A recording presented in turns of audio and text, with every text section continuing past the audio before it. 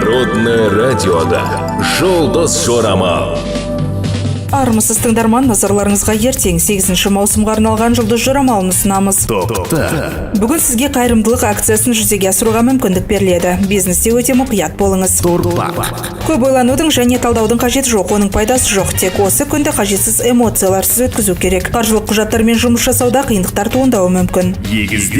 Ойланыңыз, мүмкін сіз көптен бері маңызды адамыңызға мән бермеген шығарсыз. Бүгін бәрін түзетуге мүмкіндік бар. Кез келген кеңесті тыңдамаңыз, олар шын жүректен болмауы мүмкін. Өзіңізді жаңа бизнесте сынап көріңіз, ол сәтті болуы мүмкін. Егер сізге ұсыныс түссе, бірден жауап бермеңіз, мұқият ойлануыңыз керек. Арыстандарды өмір қанша бұрап алғысы келсе де, олар сиқырлы түрде жоғарыдан көрінеді. Бүгінде ақша үшін басқа біреудің қызметін пайдаланбауыңыз керек.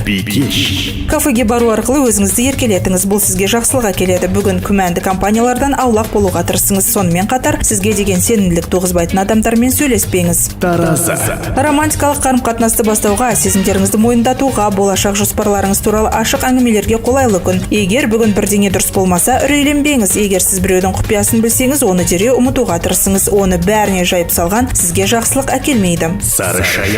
Барлық күнді балаларыңызға арнаңыз, өзіңізге жағымды тыңдаушы табыңыз. Ішіңіздегіні ақтарыңыз, ақымақтық жасамас үшін алкогольмен дос болмаңыз.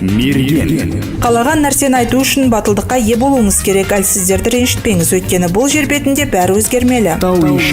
Шетел тілі курсына жазылыңыз. Бүгінгі күні тәуешкілер өздерінің ұйымдастырушылық қабілеттерін жоғалтуы мүмкін. Нәтижесінде жұмсақ қол, шортан һәм шаянға ұқсайды.